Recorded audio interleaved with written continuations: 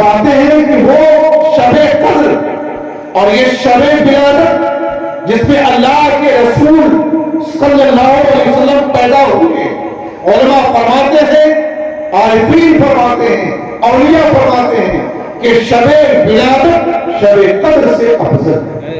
نحمده ونصلي ونسلم على رسوله الكريم، اما بعد، قال الله تعالى في القرآن المجيد والفرقان الحميد: قل بفضل الله وبرحمته وبذلك فليفرحوا، صدق الله العظيم وبلغنا رسوله النبي الأمين المتين الكريم، ونحن على ذلك لمن الشاهدين والشاكرين والحامدين والحمد لله رب العالمين۔ عزیزان ملت اسلامیہ، امام اہل سنت، امام عشق محبت اعلیٰ حضرت رضی اللہ تعالیٰ عنہ ارشاد فرماتے ہیں: دشمن احمد پہ شدت کیجئے، دشمن احمد پہ شدت کیجئے اور ملحدوں کی کیا مربت کیجئے، غیظ میں جل جائیں بے دینوں کے دل، یا رسول اللہ کی کثرت کیجئے،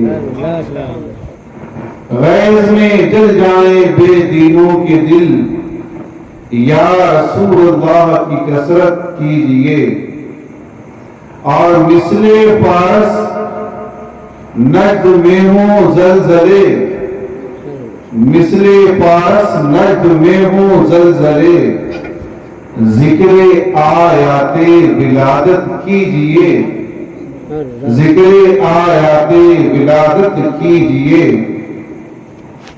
اور شرک ٹھہرے جس میں تعظیم حبیب، شرک ٹھہرے جس میں تعظیم حبیب، اس برے مذہب پہ لعنت کیجئے، اس برے مذہب پہ لعنت کیجئے، اور جو نہ بھولا ہم غریبوں کو رضا، جو نہ بھولا ہم غریبوں کو رضا، یاد اس کی اپنی عادت کیجئے۔ عزیزان ملت اسلامیہ، حضور اکرم صلی اللہ تعالی علیہ وسلم کی ولادت کی یہ شب ہے، 12ویں شب، اور کل دوشنبہ کا دن ہے۔ پوری دنیا میں جہاں کہیں بھی فرزندان توحید و رسالت پائے جاتے ہیں،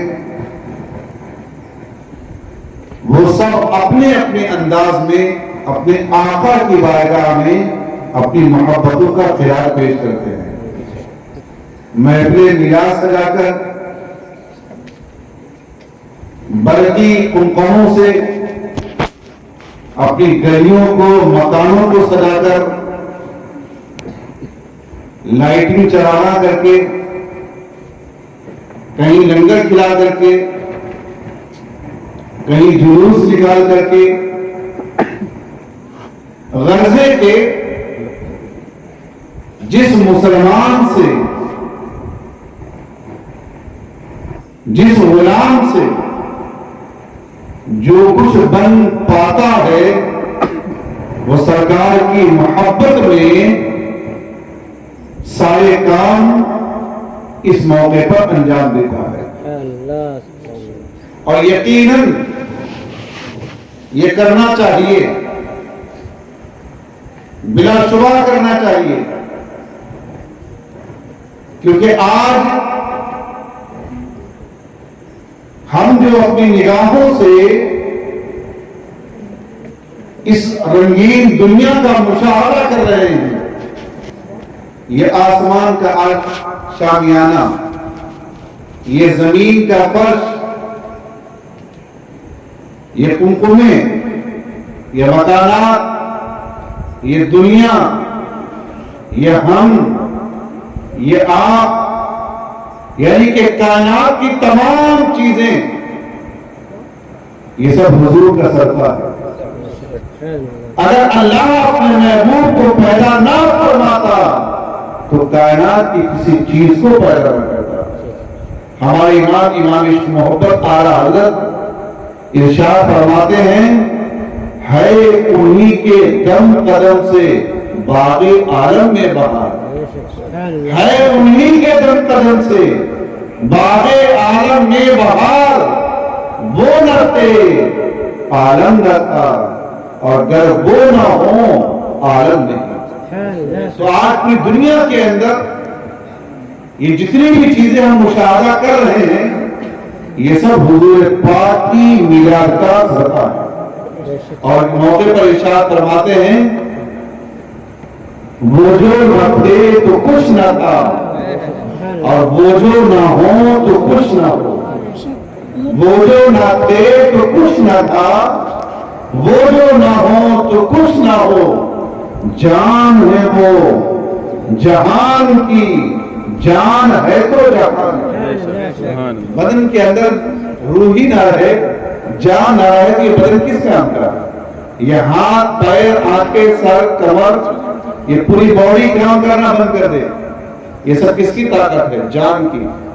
اسی طرح یہ پوری کائنات پوری دنیا سورج کا نکلنا روزانہ غروب ہو جانا, یہ کائنات کا نظام یہ سسٹم یہ کیوں چالو ہے؟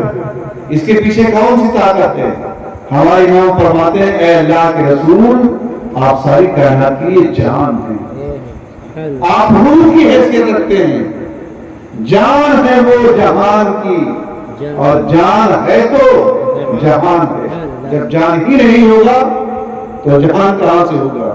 اور ایک موقع پر آپ ارشاد فرماتے ہیں ثابت ہوا کہ جملہ فرائض فروع ہیں, ثابت ہوا کہ جملہ فرائض فروع ہیں, اصل الاصول بندگی استاد ور کی, اصل الاصول بندگی استاد ور کی ہے. فرماتے ہوتے کہاں خلیل و بنا کعبہ و منا. نہ حضرت خلیل ہوتے یعنی حضرت ابراہیم علیہ السلام, نہ حضرت اسماعیل ہوتے, نہ یہ کعبہ ہوتا, نہ کعبہ کی تعمیر ہوتی, نہ کعبہ کی بنیاد پڑتی.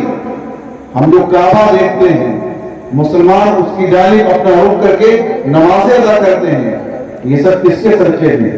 حضور علیہ السلام کے صدقے ہیں. اعلیٰ حضرت فرماتے ہوتے کہاں خلیل و بنا کعبہ و منا, لولاک والے صاحبی سب تیرے گھر کی, لولاک والے صاحبی سب تیرے گھر کی ہے. عزیزان ملت اسلامیہ, تو اس مبارک موقع پر یقیناً ہمیں اور آپ کو حضور اکرم صلی اللہ علیہ وسلم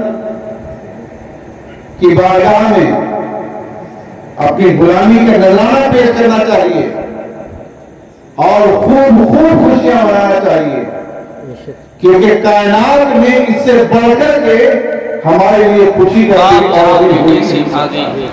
باپ جہاں بیٹے سے بھاگے آ کہہ کے بلاتے ہیں, باپ جہاں بیٹے سے بھاگے آ کہہ کے بلاتے ہیں. ماں جب اکلوتے کو چھوڑے, ماں جب اکلوتے کو چھوڑے, لطف وہاں فرماتے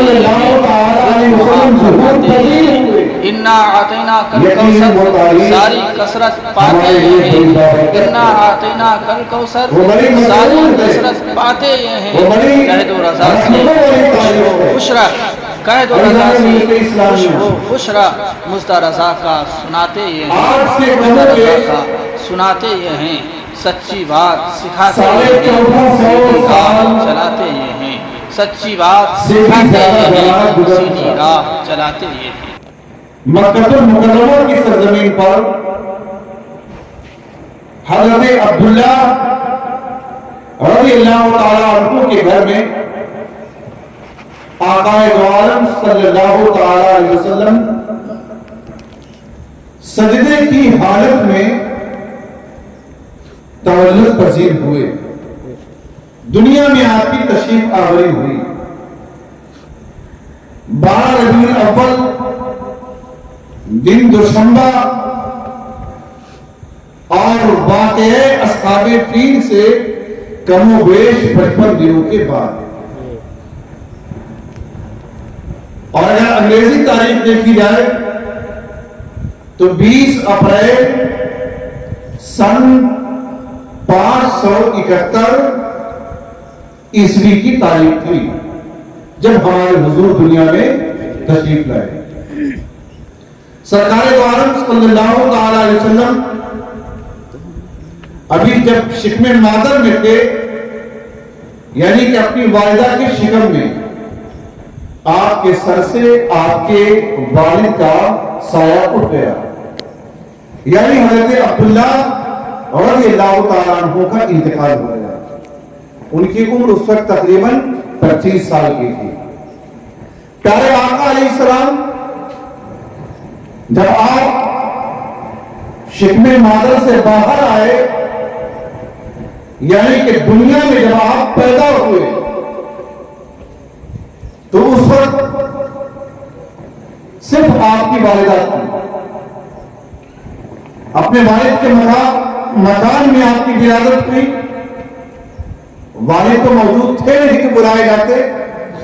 آپ کے دادا حضرت عبد المطلب قریب ہی میں خانہ کعبہ ہے، اس کے طواف میں مشغول تھے. جو لوگ حج کرنے گئے ہوں گے الحمدللہ انہوں نے اس جگہ کا مشاہدہ کیا ہوگا. آپ کی دعا سے اللہ رب العزت کے فضل و کرم سے ان نگاہوں نے وہ مقام دیکھا ہے. یہ کعبہ شریف ہے، اور کعبہ شریف سے باہر نکل کر کے وہ کسی زمانے میں جہاں جس گھر میں ہمارے حضور کی پیدائش ہوئی تھی، حضرت عبداللہ رضی اللہ تعالیٰ عنہ کا مکان، کسی زمانے میں وہاں پر سلاطین نے ایک عمارت بنا دی تھی. لوگ ہر سال جاتے تھے، صلاۃ و سلام پیش کرتے تھے اور محفل میلاد سجایا کرتے تھے. پیارے آقا علیہ السلام کا ذکر ہوتا تھا. یہ سلسلہ ایک زمانے تک چلتا رہا. اس کے بعد یہ ان شیطان نجدیوں کی سعودیوں کی حکومت آئی اور انہوں نے وہاں جتنی بھی قبریں تھیں وہ سب کی سب مسمار کر دی. جنت البقیع شریف میں، اسی طرح جنت المالا شریف میں اب وہاں بظاہر کوئی قبر نظر نہیں آتی، سب پر انہوں نے بلڈوزر چلا دیا. اور وہ عمارت کی جہاں سرکار صلی اللہ علیہ وسلم کی ولادت ہوئی تھی، اس عمارت کو بھی انہوں نے منہدم کر دیا. اور اب وہاں پر ایک عمارت، ایک مکان، جس طرح یہ مکان ہے اسی طرح ایک مکان ہے چھوٹا سا. لوگ بتاتے ہیں کہ اب انہوں نے اس میں لائبریری قائم کر دی، کتب خانہ ٹائم ٹو ٹائم کھلتا ہوگا.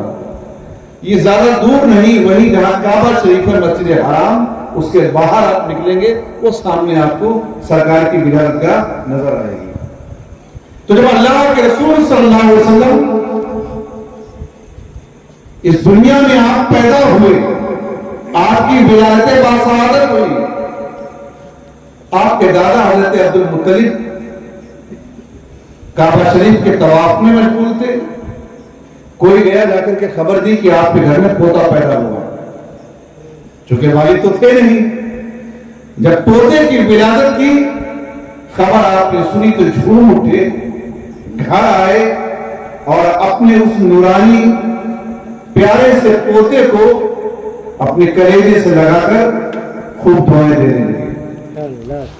آقا دو عالم صلی اللہ علیہ وسلم کی عمر شریف جب کم و بیش 6 سال کی ہوئی، آپ کے سر سے آپ کی والدہ ماجدہ کا سایہ بھی اٹھ گیا. اور جب حضور اکرم صلی اللہ علیہ وسلم کی عمر شریف کم و بیش 8 سال ہوئی تو آپ کے مشکل مہربان دادا حضرت عبد المطلب کا بھی انتقال ہو گیا. یہ تھوڑا سا اختصار کے ساتھ میں حضور کی سیرت آپ کے سامنے رکھ رہا ہوں تاکہ یہ چیز ہمارے ذہن میں اترے، ورنہ ہمیں آنکڑے بہت یاد ہیں، کس کھلاڑی نے کتنے رن بنائے، کتنے چھکے مارے، اس کی کیا تاریخ ہے، پورا نیتا کہاں پیدا ہوا، یہ دنیاوی چیزیں ہمیں معلوم ہیں، لیکن حضور کی سیرت کے حوالے سے کہ سن میں کیا ہوا، کب پیدائش ہوئی، کب کون سا مارکا پیش آیا، اسلام کی پوری ہسٹری، پوری تاریخ ہمارے ذہن میں ہونا چاہیے۔ افسوس کہ بہت سے کم لوگ اپنے ذہن میں محفوظ رکھ پاتے ہیں۔ جب 8 سال کی عمر شریف ہوئی، آپ کے دادا کا سایہ ہو گیا، اس کے بعد زندگی کے آگے کا مرحلہ، بلکہ تاریخ میں یہ بھی لکھا ہوا ہے کہ جب آپ کے والد کا انتقال ہوا تو فرشتوں نے اللہ کی بارگاہ میں عرض کیا، کیا ہے اللہ، اب تیرا حبیب یتیم ہو گیا ہے، مولا اب یتیم کی کفالت کون کرے گا، حبیب کی دیکھ بھال کون کرے گا، ان کی تعلیم و تربیت، ان کی پرورش اور زندگی کے آگے کے مراحل کی نگرانی کون کرے گا؟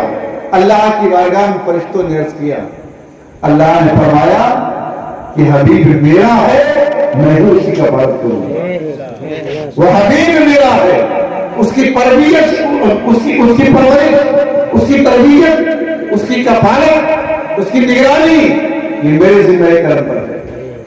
اور اللہ ہی نے اپنے محبوب صلی اللہ علیہ وسلم کی ایسی تربیت، ایسی کفالت اور ایسی پرورش فرمائی کہ کائنات میں پیارے آقا علیہ السلام جیسا کوئی بھی نہیں۔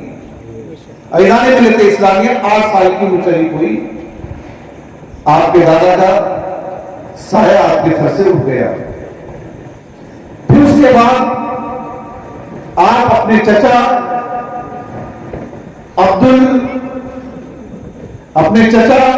ابو طالب کی کفالت میں آئے اور زندگی کا ایک عرصہ ابو طالب کے ماتحت رہ کر کے آپ نے گزارا۔ مکہ المکرمہ کی سرزمین پر کم و بیش اسی طرح آپ کی زندگی کے 40 سال گزر گئے۔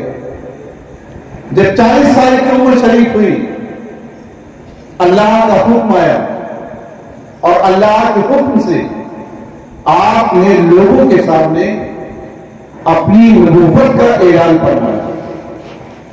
نبوت کا اعلان فرمایا 40 سال کی عمر میں، اور پھر اس کے بعد کم و بیش آپ 13 سال مکہ المکرمہ کی سرزمین پر جلوہ افروز رہے۔ جب آپ کی عمر شریف 53 سال کی ہو گئی، تب آپ نے اللہ کا حکم پا کر کے مکہ شریف سے ہجرت فرمائی اور آپ مدینہ شریف آ گئے۔ اپنی حیات طیبہ کے آخری 10 سال مدینہ طیبہ میں آپ نے گزارے۔ جب آپ کی عمر شریف 63 سال کی ہو گئی، اللہ کے رسول صلی اللہ علیہ وسلم نے اس ظاہری دنیا سے پردہ کرا۔ یہ میں نے ایک اختصار کے ساتھ آقا علیہ السلام کی حیات طیبہ کا خاکہ آپ کے سامنے پیش کیا۔ ایران ملت اسلامیہ، پیارے آقا علیہ السلام کا جب ذکر ہوتا ہے تو ذہن کام ہی نہیں کرتا کیا بیان کیا جائے اور کیا چھوڑا جائے، زندگی کے کس پہلو کو بیان کیا جائے، زندگی کے کس گوشے کو بیان کیا جائے۔ امام عشق محبت اعلیٰ حضرت رضی اللہ تعالیٰ عنہ نے ایک مرتبہ قلم اٹھایا اور پوری نعت شریف آپ نے لکھ ڈالی، لیکن آپ فیصلہ نہیں کر پائے کہ سرکار کی کس شان کو ہم بیان کریں۔ آپ عرض کرتے ہیں سرور کہوں کہ مالک کو مولا کہوں تجھے، سرور کہوں کہ مالک کو مولا کہوں تجھے، باغ خلید کا گلے زیبا کہوں تجھے۔ مطلب فیصلہ ہی نہیں کر پائے، اور آخر میں آپ عرض کرتے ہیں یا رسول اللہ، آپ فیصلہ کرتے ہیں لیکن رضا نے खत्म सुखन इस पे कर दिया, लेकिन नज़ा ने खत्म सुखन इस पे कर दिया, खालिक का बंदा खल्क का आका कहूं तुझे, फैसला ही नहीं कर पाएगा। तो इसलिए आकाए दो आलम सल्लल्लाहु अलैहि वसल्लम के औसाफ, आपकी खूबियां, आपके कमालात, आपकी जिंदगी के मुख्तलिफ पहलू इंसान बयान करता रहे, रातों दिन बयान करता रहे, तो पूरी दुनिया के समंदरों की रोशनाई बना ली जाए और सारे दरख्तों के कलम तराश किए जाए और सरकार की तारीफ लिखी जाए, सरकार की हम्द की जाए, तो ये मेरा क्या बड़े बड़े बुजुर्गों का दावा है, ये सारी चीजें खत्म हो जाएंगी, लेकिन अल्लाह के रसूल की तारीफ मुकम्मल नहीं की जाएगी। ला युमकिनु सनाओ कमा काना हक़्क़ुहु बादज़ खुदा बुजुर्ग कोई हिस्सा। अल्लाह के बाद इस कायनात में अगर सबसे अफजल, सबसे आला और अल्लाह के नसीब कोई सबसे ज्यादा करीबी है तो वो हुजूर पाक की ज़ात पाक है। आपसे बढ़ करके अल्लाह के नसीब कोई और महबूब नहीं। जितने भी अंबिया अलैहिस्सलाम हज़रत आदम से जो सिलसिला शुरू हुआ 1,24,000 और यहाँ पे कितने आगे क्या कहते हैं 2,24,000 कम हुए। जितने अंबिया अलैहिस्सलाम इस दुनिया में तशरीफ लाए, जितने औलिया, जितने उलमा, जितने सुलहा, हम और आप, ये सब के सब अगर कोई फैज पाते हैं, नेमत पाते हैं, खैरात पाते हैं, बरकत पाते हैं, इनको कोई तोहफा मिलता है, हदिया मिलता है, वो सब हुजूर पाक के तवज्जुह से मिलता है, सरकार के सदक़े में मिलता है। अल्लाह ने जिसको जो नेमत अता फरमाई, हैवानात, जमादात, नबातात और कायनात के हर मखलूक जिसको जो नेमत मिली अल्लाह की बारगाह से, वो हुजूर के सदक़े में। हदीस पाक में हुजूर ने इरशाद फरमाया, इन्नमा अना कासिम वल्लाहु युती, अल्लाह देने वाला है और अल्लाह की नेमतों को मैं बांटने वाला हूं। तो रिज़्क़ अल्लाह का है, लेकिन खिलाने वाले हुजूर हैं। नेमतें अल्लाह की हैं, लेकिन हमें देने वाले हुजूर हैं। ये कायनात अल्लाह की है, अल्लाह खालिक है, अल्लाह मालिक है, अल्लाह हाकिम है, अल्लाह की हुक्मरानी है, लेकिन यहाँ जो हुकूमत चल रही है, जो निजाम चल रहा है, जो सिस्टम चल रहा है, जो नेमतें बांटी जा रही हैं, जो खैरात बांटी जा रही है, वो सब हुजूर पाक की इजाजत से बांटी जा रही है, सरकार के हुक्म से बांटी जा रही है। ऐज़ान मिल्लत इस्लामिया कहने का मतलब ये हुआ कि छोटा हो या बड़ा, अमीर हो या गरीब, हर कोई अगर किसी को कोई नेमत मिली वो हुजूर पाक सल्लल्लाहु अलैहि वसल्लम के सदक़े में मिली। आला हज़रत फरमाते हैं, ला वरब्बिल अर्श जिसको जो मिला उनसे मिला, ला वरब्बिल अर्श जिसको जो मिला उनसे मिला, बढ़ती है कौनैन में नेमत रसूलुल्लाह, सुभान अल्लाह। और मालिक कौनैन है वो पास कुछ रखते नहीं, दो जहां की नेमतें हैं उनके खाली हाथ में, दो जहां की नेमतें हैं उनके खाली हाथ में। और हुजूर कितने मेहरबान, जिनकी आज हम मिलाद मना रहे हैं, जिनका जिक्र कर रहे हैं, जिनके नाम पर हमने चढ़ावा किया, वो कितने मेहरबान हैं, वो हमसे कितनी मोहब्बत करते हैं। आज बड़े अफसोस के साथ ये बात अर्ज करना पड़ती है, ये सिर्फ यहाँ का हाल नहीं, बहुत सी बस्तियों का हाल है। लोग पैसा खर्च कर देते हैं, 2-4-5 हजार रुपए में क्या मकान सजा दिया, लाइटिंग कर दी, लंगर खिला दिया, लेकिन हुजूर पाक सल्लल्लाहु अलैहि वसल्लम से असल मोहब्बत, सच्ची मोहब्बत, कामिल मोहब्बत, पुख्ता मोहब्बत वो अभी मुकम्मल नहीं हुई। सरकार से अगर पुख्ता और कामिल मोहब्बत करना चाहते हो तो सिर्फ कुनकुने लगाना, लंगर खिलाना ये काफी नहीं, सरकार का जिक्र सुनना और उस पर अमल करना ये भी हमारे लिए जरूरी है। ورنہ وہ محبت کیا ہے؟ ناقص ہے، ادھوری محبت ہے۔ حضور کا ہم پر کتنا کرم، ہم گناہگاروں کے اوپر۔ جب اللہ کے رسول اس دنیا میں تشریف لائے، آپ کی ولایت باصالت اپنی کتابوں میں لکھا ہے کہ سرکار سجدے کی حالت میں تھے، ناف بریدہ تھے، ختنہ شدہ تھے، خوشبو میں بسے ہوئے تھے، سجدے کی حالت میں تھے، اور اس حالت میں بھی اللہ کے رسول اپنی امتیوں کو یاد فرماتے تھے، رب حبلی امتی، رب حبلی امتی۔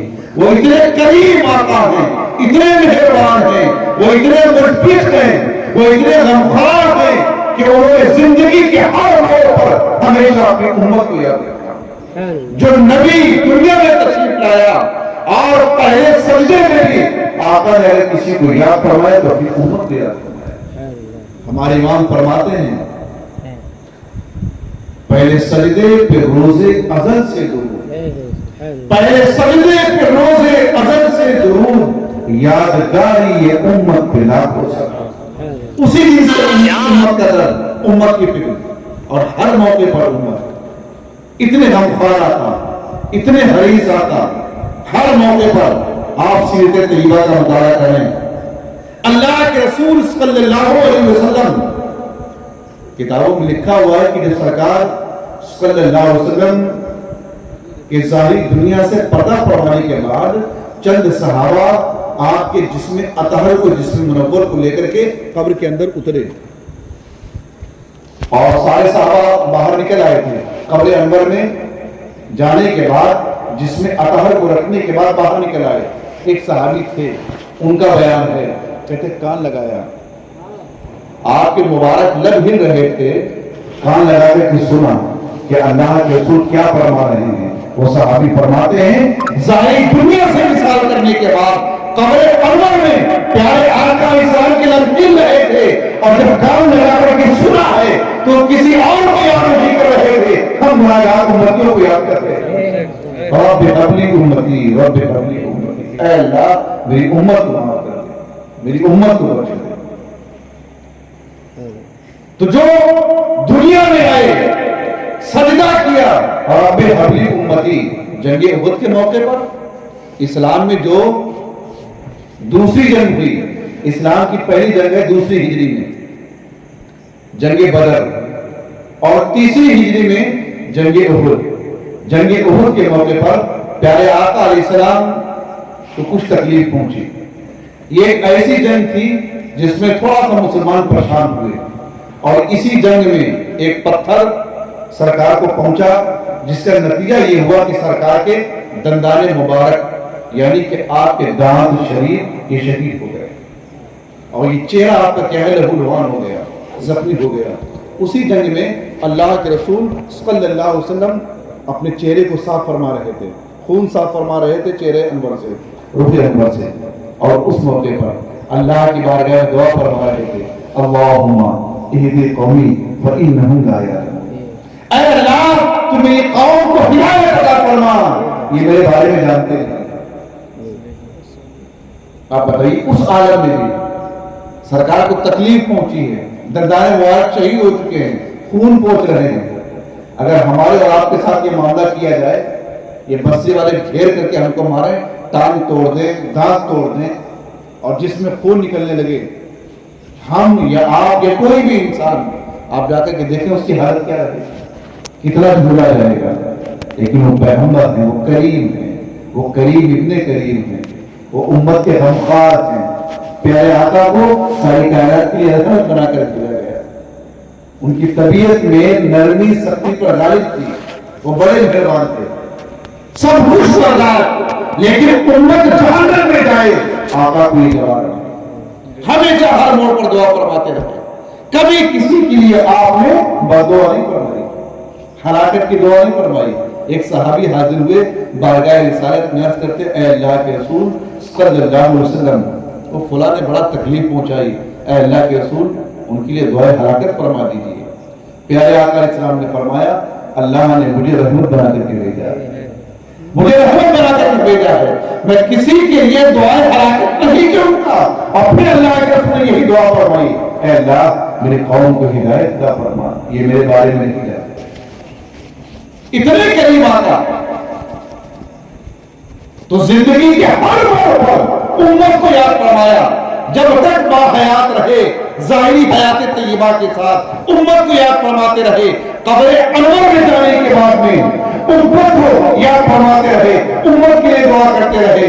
اور کتابوں میں لکھا ہے جب قیامت کے دن اللہ کی بارگاہ میں اٹھیں گے سرکار وہاں بھی اپنی امت کو یاد فرمائے گا, اللہ ہمارا فرما دے گا. ایک روایت کے اندر فرمایا گیا کہ انبیاء علیہ السلام کے بڑے بڑے سونے کے تخت ہوں گے. حضرت آدم, حضرت شیش, حضرت نوح, حضرت ابراہیم, انبیاء علیہ السلام سونے کے تخت پر ہوں گے, سونے کی کرسیاں ہوں گی, سب بیٹھے ہوئے ہوں گے.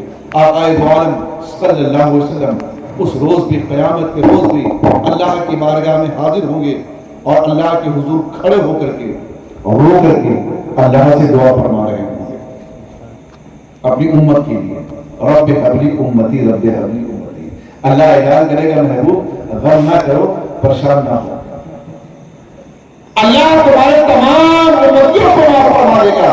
اور تاریخ بتاتی ہے کہ جن گنہگاروں پر جہنم کا فیصلہ ہو چکا تھا, جن کے لیے یہ اللہ کا حکم ہو چکا تھا کہ جہنم میں جائیں گے, اللہ اعلان کرے گا قیامت کے دن محبوب غم نہ کرو. اللہ کے رسول عرض کریں گے اے اللہ غم کی بات نہیں, لیکن جب تک کہ میرا ایک امتی جنت میں نہ کرا جائے وہ جنت میں نہیں کرا.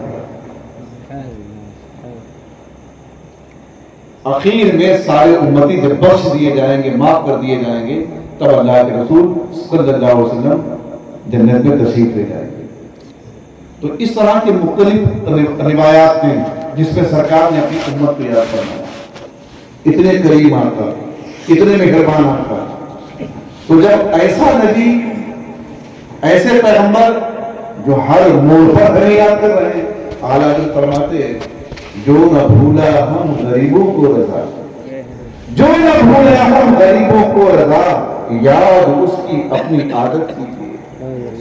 لوگ کہتے ہیں کہ میلاد شریف منانا یہ ناجائز, اس میں کبھی گمراہ مت ہوئیے گا, کیونکہ میں یہ باتیں اتنی تیز کر رہا ہوں, ابھی میں اصل گفتگو پہ نہیں آیا. ہمارا مقصد کچھ اور پیغام دینا ہے, کچھ بیان کرنا ہے. لیکن میں تیزی کے ساتھ میں یہ ساری باتیں آپ کے سامنے, چونکہ وقت کافی ہوا اور یہ باتیں کیا ہیں, میں تیزی کے ساتھ آپ کے سامنے رکھ کر کے اصل گفتگو آپ سے کرنا چاہتا ہوں کچھ دیر کے بعد. پھر ایک بات آپ کے سامنے عرض کر دوں, وہ موبائل پر, یوٹیوب پر, فیس بک پر, سوشل میڈیا پر طرح طرح لوگوں کی تقریریں آتی ہیں. جاوید احمد غامدی کی آئے گی, ڈاکٹر اسرار کی آئے گی, طارق جمیل کی آئے گی, اور طارق مسعود کون ہے, ایک سے ایک کیا اس کے اوپر شیطان ہے. اور لوگ اپنی اپنی فکریں بیان کرتے ہیں, کوئی کیسے سمجھاتا ہے, کوئی کیسے سمجھاتا ہے. کبھی کسی کے چکر میں مت پڑنا, یہ سب گمراہ کرنے والے لوگ. جس طرح آج تک آپ عید میلاد مناتے چلے آئے, ہمیشہ اسی طرح آپ مناتے رہیں.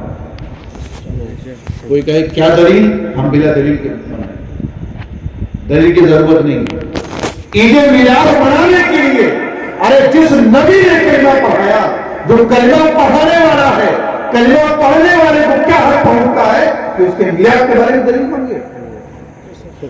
کلمہ ان کا پڑھو, کھانا ان کا کھاؤ, پانی ان کا پیو, نعمتیں ان کی اٹھاؤ, اور پھر اس کے بعد دلیل مانگتے ہوں کہ میلاد منا سکتے نہیں منا سکتے ہیں. بہرحال اس چکر میں پڑھنا نہیں ہے. اختصار کے ساتھ عرض کرنے کا مقصد یہ ہوا, عید میلاد النبی کا ثبوت, اس کا جواز یہ قرآن پاک سے ثابت ہے, احادیث طیبہ سے ثابت ہے, اور ہمارے اسلاف کے عمل سے کئی آیات سے ثابت ہے, کئی حدیثیں ہیں جن سے ثابت ہے. خود پیارے آقا علیہ السلام نے اپنا میلاد منایا. یہ پوچھا کرتے نا کہ حضور نے میلاد منایا, ہم کہتے ہاں منایا. کیا دلیل ہے, کہ ہم بتاتے دلیل ہے, کیونکہ حضور, ہمارے حضور ہر پیر کو روزہ رکھا کرتے تھے. یہی دوشنبہ کے دن, پیر کے دن, ہر پیر کو. ایک صحابی نے عرض کیا, اے اللہ کے رسول صلی اللہ علیہ وسلم, یہ ہر پیر کو آپ روزہ کیوں رکھتے ہیں, اس کی وجہ کیا ہے؟ تب آپ نے ارشاد فرمایا, اس کی وجہ یہ ہے کہ فیہ ولدت, اس دن میں میں پیدا ہوا ہوں, وفیہ انزل علیہ, اور اسی دن میں مجھ پر پہلی وحی اتری. یہ حدیث ہے. سرکار نے روزہ رکھنے کی وجہ نفلی روزہ تھا, اس کی وجہ آپ نے بیان فرمائی کہ بولے تو کیونکہ اس دن میں پیدا ہوا ہوں, اسی پیدائش کی مناسبت سے اللہ کے رسول نے روزہ رکھا. حدیث کہاں ملے گی جا کر کے آپ بتا دیجیے. مسلم شریف حدیث کی بہت معیاری کتاب ہے, بہت بڑا حوالہ ہے. سرکار کی معیار بناتے ہیں, خوشی منا رہے ہیں, یہ سب آپ پیسہ ضائع کر رہے ہیں, یہ سب بدعت ہے. زمانے صحابہ میں نہیں تھا, فلاں زمانے میں نہیں تھا. تو ٹھیک سنتے رہیے ساری بات, اس کے بعد بتائیے سب بدعت نہیں ہے, یہ سب جائز ہے, باعث برکت ہے. حضور کی میلاد پر جتنا خرچ کیا جائے اللہ پاک اس سے زیادہ بڑھ کر کے اس کو نوازے. سب تو حضور کے صدقے میں. یہ کہاں سے ثابت ہے کہ حدیث کی سب سے بڑی کتاب جو قرآن شریف کے بعد جس کا مرتبہ مانا جاتا ہے بخاری شریف, کتاب النکاح میں حضرت عروہ سے مروی ہے. وہ آپ نے سنا ہوگا ابو لہب والا واقعہ. ابو لہب والا واقعہ سنا ہے نا, میں اس کو دوبارہ نہیں ذکر کرتا کہ ابو لہب کو جب خبر دی گئی وہ تمہارے گھر میں بھتیجا عبداللہ کا بیٹا پیدا ہوا, تو جس لڑکی نے, لونڈی نے, باندی نے, جس کا نام سمیبہ تھا, انہوں نے حضور کو دودھ بھی پلایا تھا. آ کر کے خبر دی تھی, خوش ہو کر کے بھتیجا پیدا ہوا ہے. لوگ خوش ہوتے نہیں, خوش ہوتے ہیں, تو خوش ہو کر کہا اسی لونڈی سے, باندی سے, جاؤ آج تم آزاد. یہ ابو لہب بہت کٹر دشمن تھا, آپ سب جانتے ہو. تبت یدا ابی لہب وتب, جس کی مذمت پہ قرآن پاک کی پوری صورت آئی. لیکن جب بھتیجے کی خبر دی گئی پیدائش کی, خوش ہو گیا, وہ چلنے لگا اور اچھل کر کے خوش ہو کر کے باندی کو کیا کر دیا, اس نے آزاد کر دیا. جب یہ مر گیا, مرنے کے بعد کسی اس کو خواب میں دیکھا. حضرت عباس نے پوچھا ابو لہب تمہارے ساتھ قبر میں کیا حال ہوا؟ یہ بڑا سخت معاملہ ہے, دنیا میں دھوکہ کھا گئے, بیٹھ گئے, شیطان بیٹھایا, بہت سخت معاملہ ہے, سخت عذاب ہے. ہاں البتہ ہفتے میں ایک دن, کون سا, دوشنبہ, پیر کے دن, منڈے کے دن عذاب کیا ہلکا کر دیا جاتا ہے. کیونکہ جب بھتیجے محمد کی ولادت کی خبر لونڈی نے دی تھی تو خوش ہو کر کے میں نے اس کو آزاد کر دیا, تو اس وجہ سے اللہ نے ایک دن میرے لیے عذاب کو کیا کر دیا, ہلکا کر دیا. اور یہ انگلی کے ذریعے سے مجھے سیراب کیا جاتا ہے, پلایا جاتا ہے. یہ واقعہ بخاری شریف کی اسی کتاب میں ہے, یہ کہیں عام کتاب میں نہیں, اسی کتاب میں. اور یہ لکھنے کے بعد میں محدثین حضرت شیخ عبدالحق محدث دہلوی اور بڑے بڑے محدثین نے اس بات کو تحریر فرمایا ہے. ابو لہب نے بھتیجے کی پیدائش کی خوشی میں اپنی لونڈی کو آزاد کیا. انعام کیا ملا کہ قبر میں عذاب ہلکا ہو گیا, تو بھتیجا سمجھ کر کے خوشی منایا. اللہ نے یہ انعام عطا فرمایا. ہم بھتیجا نہیں سمجھتے ہیں, ہم حبیب اللہ سمجھتے ہیں, ہم رسول اللہ سمجھتے ہیں, اللہ کا پیغمبر سمجھتے ہیں, ہم ان کو سید الانبیاء سمجھتے ہیں, ان کو رحمت للعالمین سمجھتے ہیں. تو جب ہم ساری کائنات کے آقا و مولا حضور اکرم کا میلاد منائیں اور ان کی ولادت کے موقع پر خوشی کا اظہار کریں, اللہ ہمیں کتنا نوازے. ہم اس کا گمان نہیں کر سکتے, اندازہ نہیں لگا سکتے.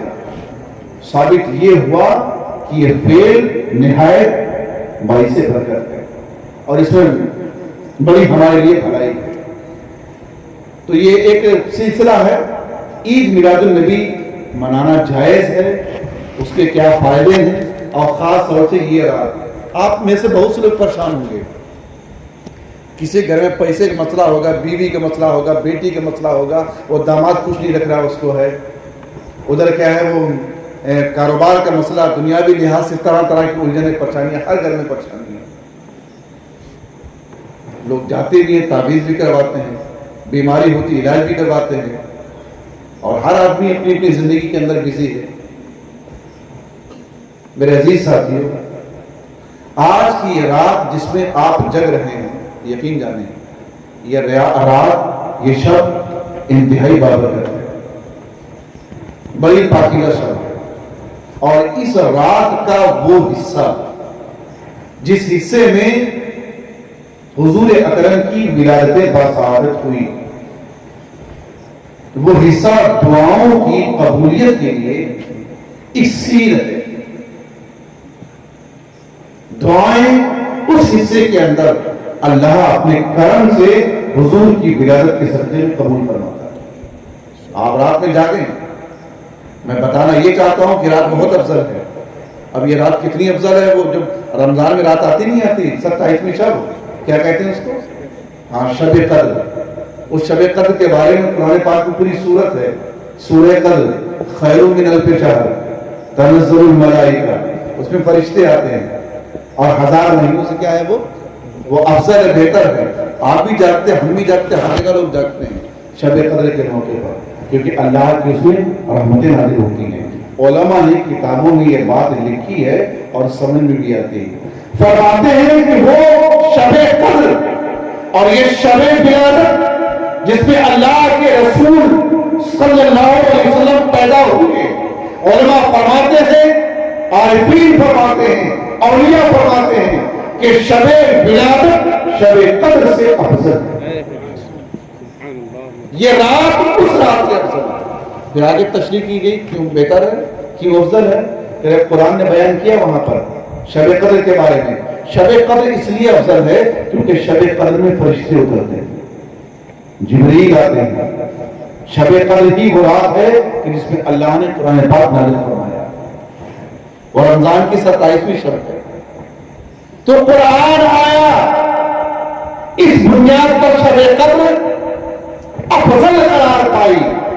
تو جب قرآن کی بنیاد پر وہ افضل ہو گئی, یہاں تو صاحب قرآن آئے, تو یہ اس سے بھی زیادہ فضیلت والی بات ہے. وہاں فرشتے اترے, سید الملائکہ جبریل آتے ہیں. اس بنیاد پر اس رات کو عرفہ و اعلیٰ قرار دیا گیا. تو پھر اس رات میں ساری کائنات کے آقا, ساری کائنات کے مولا, سید الانبیاء, سید الملائکہ حضور اکرم صلی اللہ تعالی علیہ وسلم کی ولادت کی رات ہے.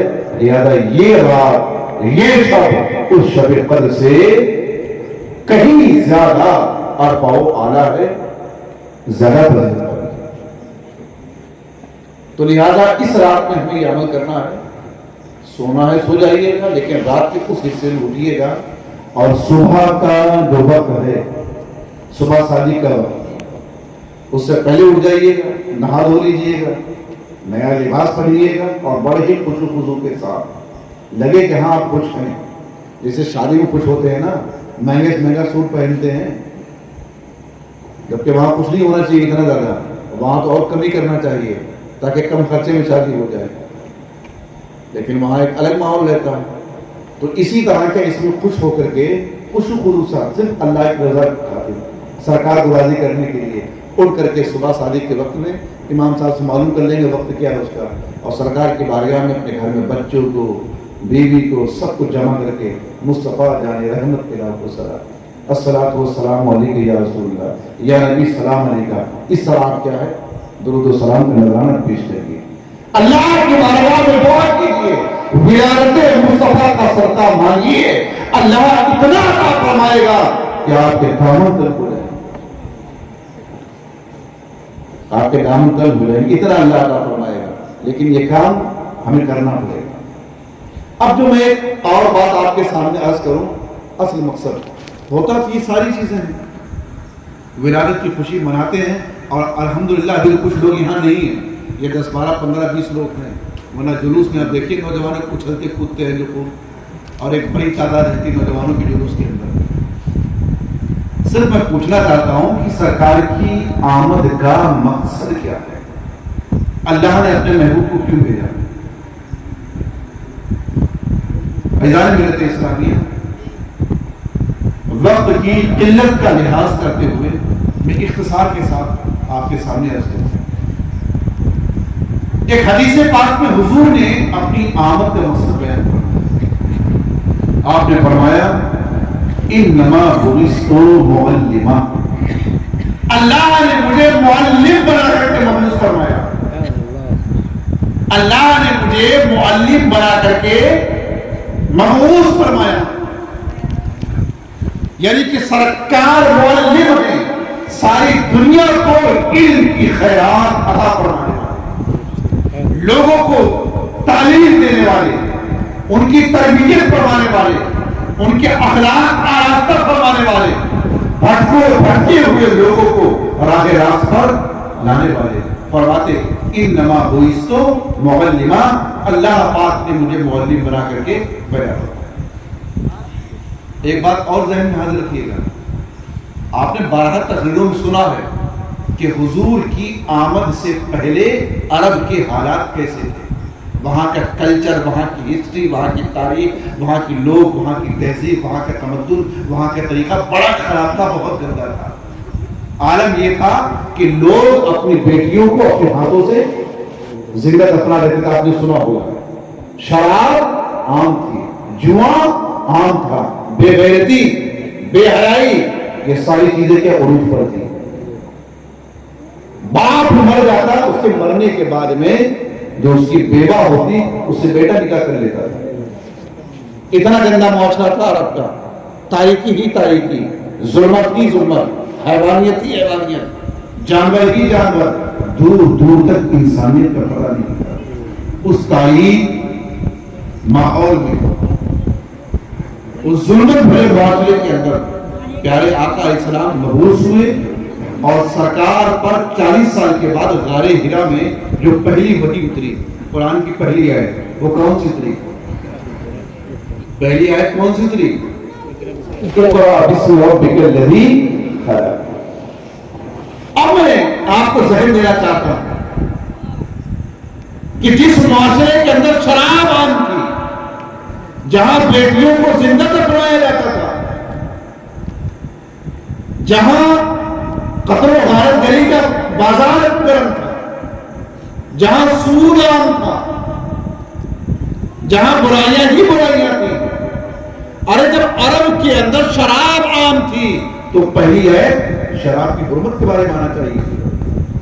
جب عرب کے اندر بیٹیوں کو لوگ زندہ دفنا رہے تھے, قرآن کی پہلی آیت, اللہ کی جانب سے پہلی وحی, اس کے بارے میں آنا چاہیے. یعنی کہ جو خرابیاں معاشرے کے اندر پائی جا رہی تھی عرب کے معاشرے کے اندر, قرآن کی پہلی آیت کس کے بارے میں آنا چاہیے تھا؟ اسی کے بارے میں آنا چاہیے.